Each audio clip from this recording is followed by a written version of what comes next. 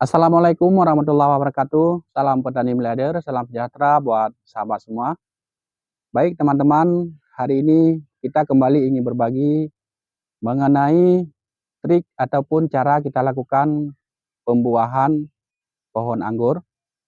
Jadi belakangan ini banyak teman-teman yang bertanya kepada kami, Bang, bagaimana cara kita melakukan pembuahan buah anggur secara maksimal?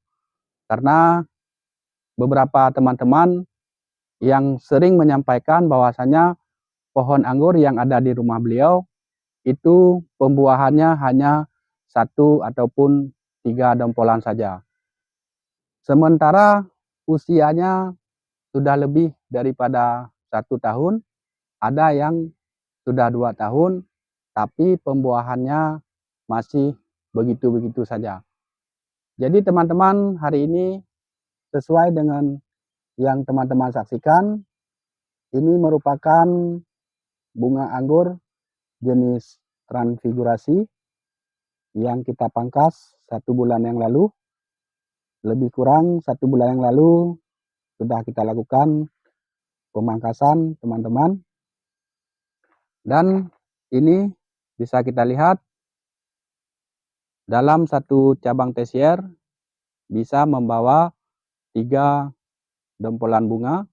Ini ada 1, ini ada 1, dan ini 1, sama dengan 3.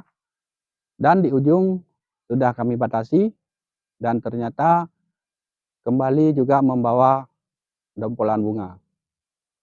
Jadi teman-teman, yang perlu kita perhatikan di saat kita mau melakukan program pembuahan pohon anggur, yang pertama yang perlu kita perhatikan adalah potensi bud yang akan membawa bunga. Kalau bud pohon anggur yang ada di cabang tesier sudah memenuhi ataupun sudah terlihat ada potensi membawa bunga, dan mengenai hal tersebut sudah pernah kita bahas pada video sebelumnya. Jadi itu yang pertama yang perlu kita perhatikan. Apabila bud yang ada di cabang tesier sudah standar untuk kita lakukan pemangkasan pembuahan, maka saat itulah kita akan melakukan program pembuahan. Itu yang pertama yang perlu kita perhatikan.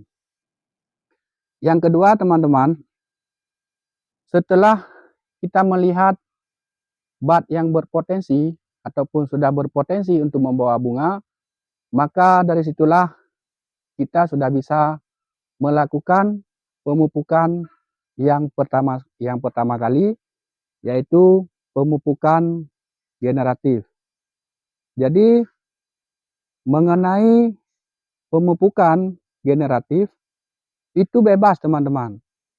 Baik Anda lakukan pemupukan dengan pupuk kohe kambing, hasil fermentasi, pupuk cair, ataupun mau Anda lakukan pemupukan dengan pupuk kimia, pupuk pembuahan, itu juga bisa. Jadi mengenai produk ataupun pupuk yang Anda gunakan itu bebas teman-teman. Yang terpenting adalah pupuk fungsinya untuk pembuahan. Jadi setelah kita lakukan pemupukan yang pertama, 1 minggu kemudian kita lakukan lagi pemupukan yang kedua, dan sampai pemupukan yang ketiga sampai 4 kali. Jadi cara kita lakukan pemupukan untuk pembuahan teman-teman seminggu sekali. Misalnya hari Minggu yang akan datang Anda lakukan pemupukan, itu adalah pemupukan yang pertama. Di minggu berikutnya adalah pemupukan yang kedua. Di hari Minggu berikutnya. Sampai seterusnya sampai 4 minggu. Jadi setelah kita lakukan pemupukan selama 4 kali, artinya jangka waktu 1 bulan. Setelah kita lakukan pemupukan selama 4 kali, pupuk pembuahan, barulah teman-teman kita lakukan stres air. Jadi pada media tanam kita kurangi penyiraman. Jadi kita hentikan penyiraman selama 1 minggu. Kita lakukan stres air lebih kurang 1 minggu, ataupun kita melihat kondisi teman-teman. Jadi kondisi pohon sudah hampir layu pada daun anggur, maka sudah bisa kita lakukan penyiraman secara jenuh. Jadi setelah kita lakukan stres air, lalu kita siram jenuh, itu kalau Anda menanam pohon anggur yang ada naungan. Kalau tidak ada naungan, jadi tidak usah kita lakukan stres air pun juga bisa. Tetapi setelah kita lakukan pemupukan yang keempat kali, kita tunggu jeda beberapa hari, barulah kita lakukan pemangkasan pada cabang tersier. Jadi teman-teman, pada cabang tersier seperti ini. Nah, ini merupakan cabang tersier dan ini adalah gordonnya. Jadi ini cabang tersier. Jadi disinilah kita lakukan pemangkasan teman-teman. Seperti cabang tersier yang kita lihat ini. Kemarin beberapa hari yang lalu kami melakukan pemangkasan di sini teman-teman. Jadi kapan kita lakukan pemangkasan? Setelah kita lakukan siram jenuh. Itu kalau sempat kita melakukan stres air. Jadi setelah kita siram jenuh, hari ini kita siram jenuh, besoknya langsung kita lakukan pemangkasan. Di saat kita lakukan pemangkasan, di situ juga perlu kita perhatikan martabat yang berpotensi untuk membawa bunga.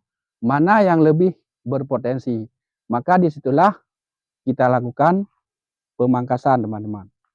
Jadi seperti yang terlihat ini merupakan cabang tersier yang kita lakukan pemangkasan, dan waktu kita lakukan pemangkasan kita juga melihat bat mana yang berpotensi.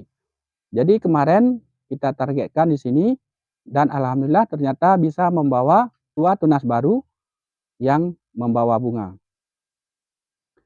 Nah, seperti ini teman-teman. Jadi hampir rata-rata setiap cabang tersier mengeluarkan 2 mata bat yang membawa bunga. Jadi itulah yang dapat kita berbagi untuk hari ini. Mudah-mudahan bermanfaat buat teman-teman sahabat JR Garden yang baru memulai budidaya tanaman anggur impor. Salam dari ujung barat Nusantara. Assalamualaikum warahmatullahi wabarakatuh.